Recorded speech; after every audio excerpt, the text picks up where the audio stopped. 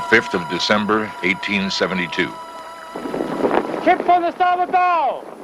The captain of the brigantine Dei Gratia sights a ship in the Atlantic, 800 miles off the Portuguese coast. It appears to be unmanned and steering wild.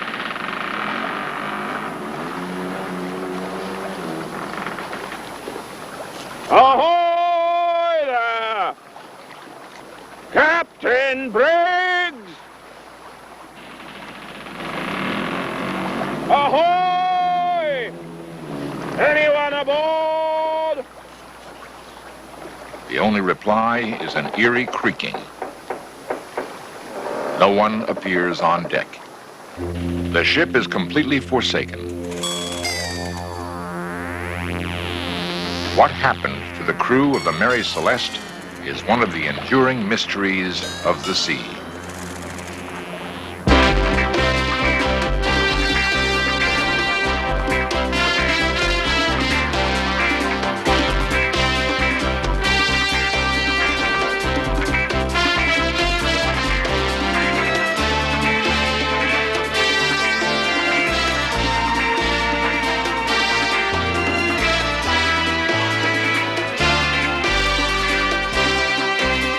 This series presents information based in part on theory and conjecture. The producer's purpose is to suggest some possible explanations, but not necessarily the only ones, to the mysteries we will examine. We represent the government of the United States of America. We have permission from your government to board your vessel. Today, Coast Guardsmen are accustomed to finding abandoned vessels. Stand by and prepare to be boarded. The first boarding is tense and dangerous. Nosotros tenemos el permiso de su gobierno a abordar su barco.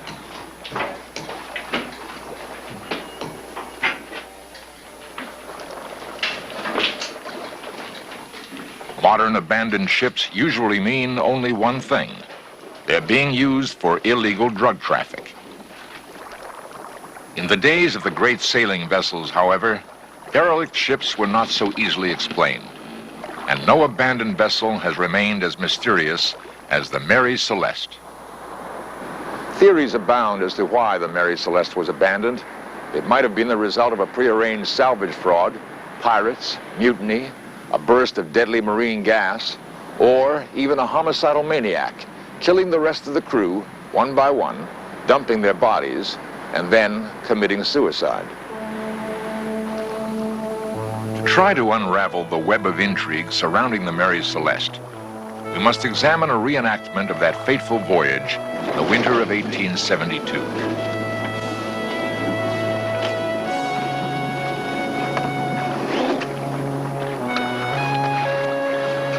On November 2nd, in the New York harbor, the Mary Celeste completed loading her cargo, 1,700 barrels of alcohol.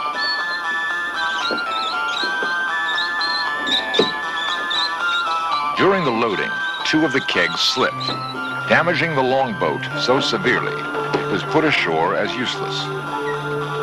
A replacement could not be found, but the Mary Celeste still carried her yawl on deck. If absolutely necessary, it could accommodate the entire ship's company.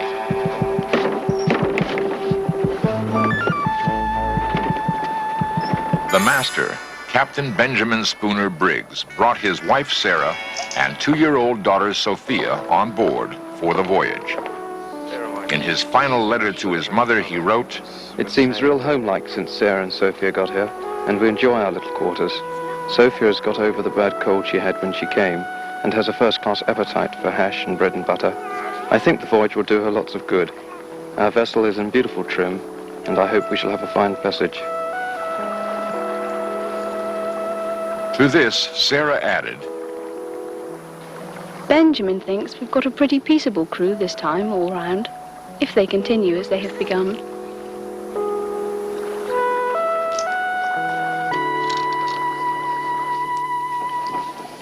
The night before the Mary Celeste sailed, Captain Briggs dined with Captain David Reed Morehouse of the Dei Gratia.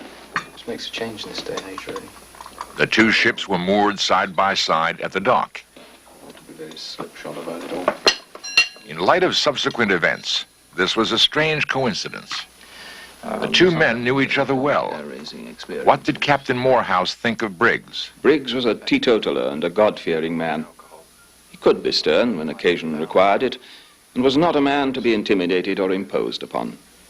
But he was just and considerate towards the men serving under him, just as he was gentle and affectionate in his family relations. 1, 2, 3, 4. 2, 3, 4. On November 5th, 1872, the Mary Celeste set sail.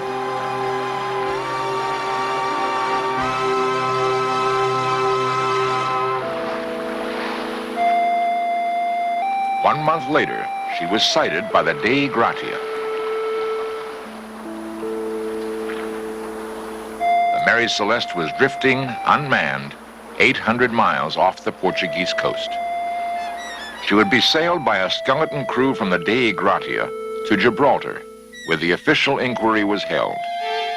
At the British Admiralty Court, the proceedings opened with Captain Morehouse's description of his first sighting of the Mary Celeste. I reckon the way the yards were square, she was running before the wind when she was abandoned.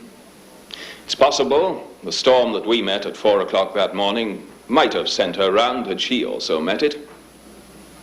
First time I saw her, 2 o'clock afternoon, her head was westward. The jib was trimmed on the port side, although she was on a starboard tack. She was yawing, coming up to the wind then, falling off.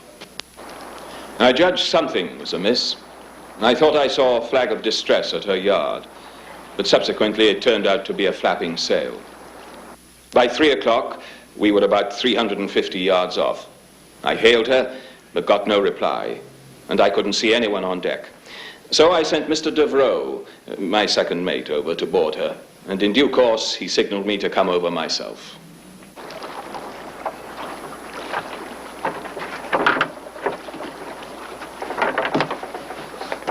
When I got on board, Mr. Devereux had already sounded the pumps, which showed she made little or no water. During the next hour, Captain Morehouse would carefully inspect every inch of the ship. The ship was perfectly sound. Her hull, masts, and yards were in good condition. Her cargo, which was barrels of alcohol, was properly stowed and hadn't shifted, but the forehatch had been lifted off. This was only one of the many enigmas Morehouse would encounter.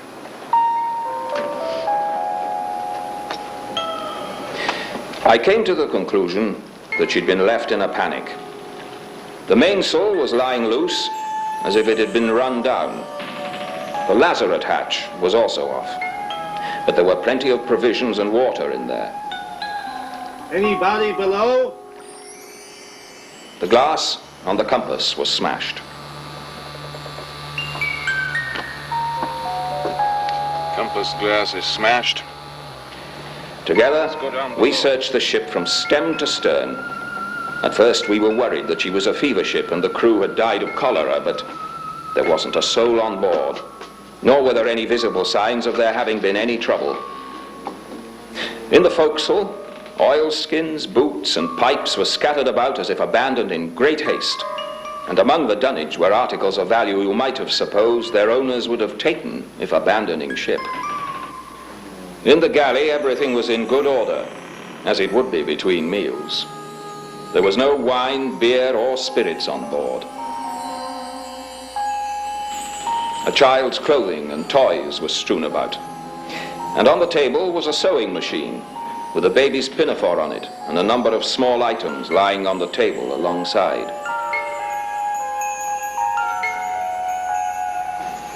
There were books and charts, but the chronometers and the ship's log were missing. The slate log had an unfinished letter beginning Fanny, my dear wife, Francis N.R., which I took to be the start of a message scribbled by the mate.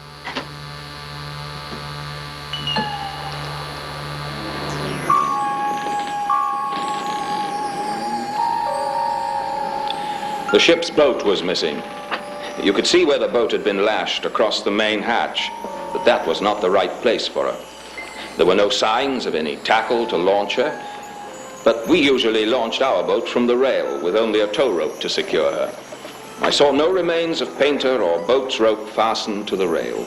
Captain Morehouse's observations were detailed, but they raised more questions than they answered.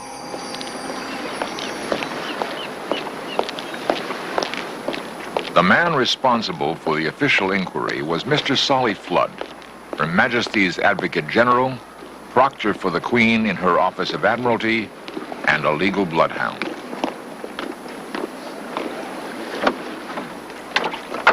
A new age of belief in science, invention, and technology was dawning. The ability to seek and find cold, hard evidence in order to solve any mystery was reaching a golden era. Was there any evidence to indicate foul play? The only facts available so far, a ship in good order, yet abandoned in a hurry. The investigation about to take place in Gibraltar would propel the Mary Celeste to her place as the most infamous abandoned ship in the history of the sea.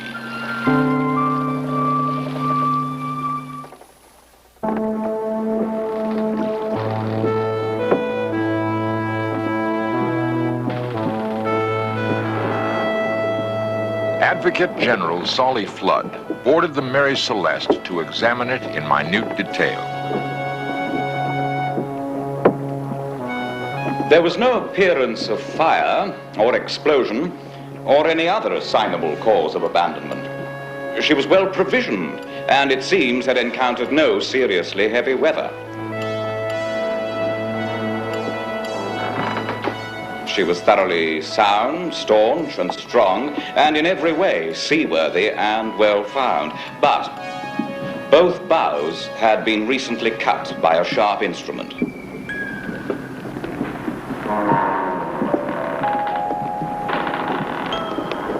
On the starboard topgallant rail, there were marks apparently of blood and a mark of a blow, apparently by a sharp axe.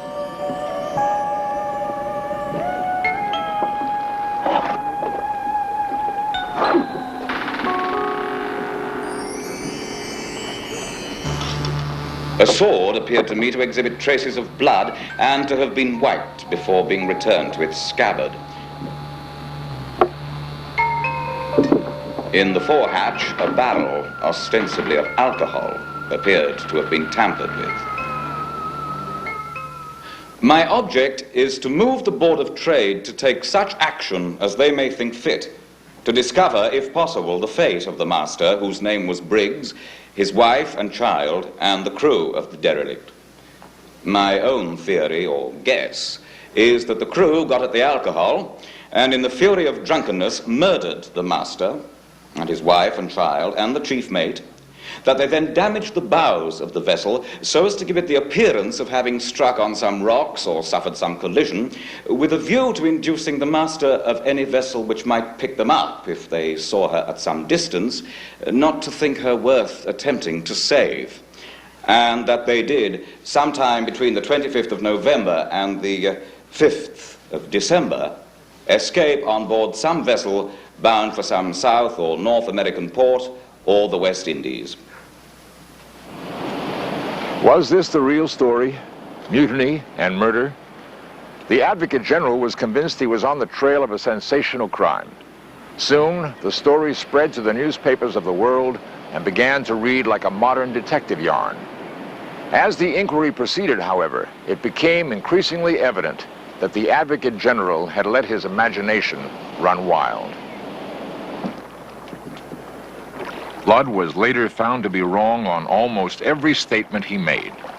The forensic tests proved that the sinister, bloody sword was really an old bayonet used to mix paints, and the blood on the rail was only rust. The final results of the inquiry cleared Captain Morehouse and the Dei Gratia crew of piracy, and in fact, the Dei Gratia was awarded a portion of the salvage value. There, the story might have ended, but for an amazing discovery 30 years later. A A young apprentice sailor was sent ashore to collect some sand at St. Paul's Rocks, a tiny island in the middle of the South Atlantic. He found a skeleton propped in the shade of a rock.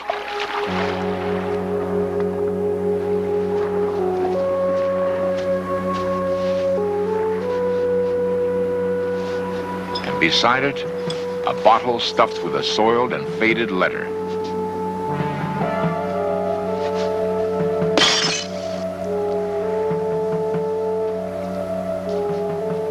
A letter which told an amazing tale.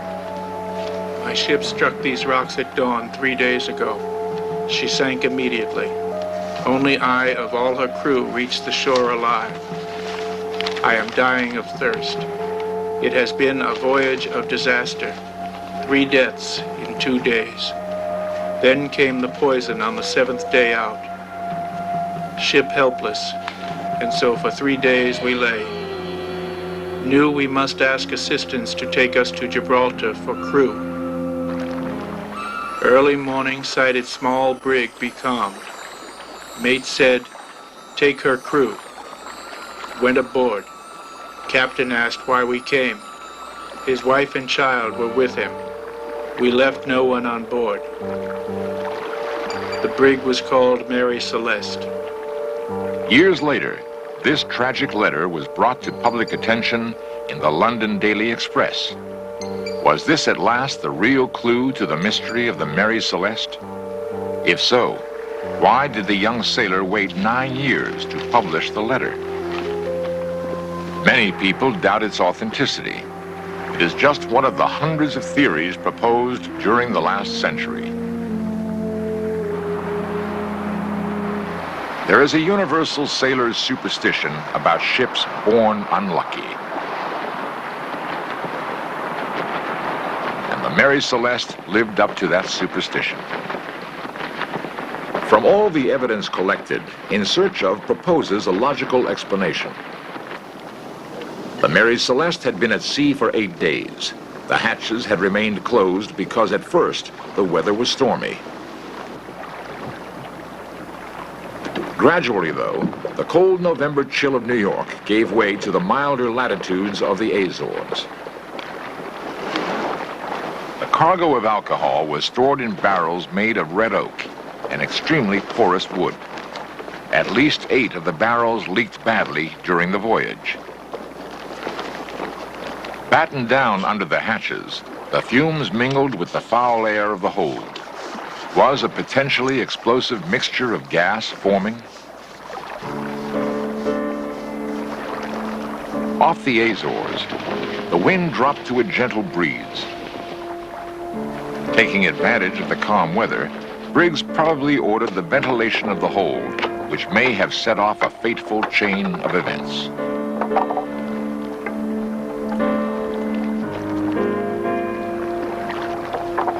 An upward rush of fumes, perhaps even an explosion. Then, steam, looking like smoke, poured out of the hatch. Abandon ship! Some of the men began to take in sail. Convinced that the ship was about to blow up, Briggs ordered the boat lowered. A sailor broke out a coil of rope as a tow line from the lazarette. Someone grabbed some tins of preserved meat.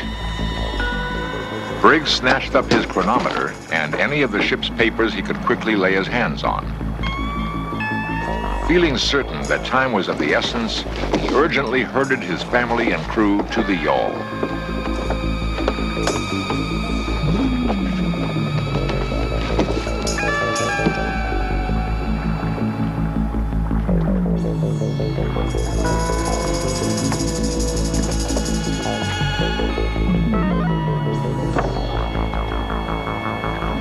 According to meteorological reports, a sudden squall blew up that day.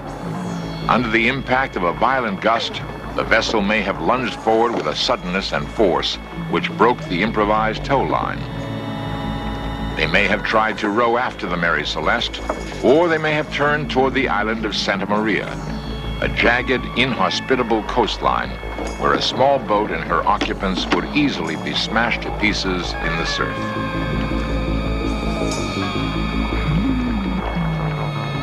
The wind shifted, however, so it seems more probable that the small boat was blown southeast, away from the island and out into the vast reaches of the Atlantic, to disappear forever. When the Mary Celeste was found on December 5th, the last entry on her log slate was for the morning of November 25th, 11 days earlier. This entry put the Mary Celeste 6 miles north of the island of Santa Maria in the Azores. With the set of her sails, and with no one at her helm, her natural course would be roughly at right angles to the wind. This presumably was how, over the 10 days, she covered the 750 miles between the last entry in the log and the position where she was first sighted by the Dei Gratia. What has been reenacted seems to be the most likely explanation. But whatever the cause of the panic, Captain Morehouse was certain of one thing. Captain Briggs bore the highest character for seamanship and correctness, and would not, I think, desert his ship except to save his life. The Mary Celeste became a marked ship. Sailors being superstitious, no one wanted to own her, sail her, or have anything to do with her. She was sold and resold rapidly at well below her commercial value. 13 years after the events we have described, she was deliberately wrecked by her owners in a failed insurance fraud scheme. On Rochelle's Reef off Haiti, she quickly broke up. And today, there is no more trace of her than there is of Captain Briggs and his crew of that fateful voyage of 1872.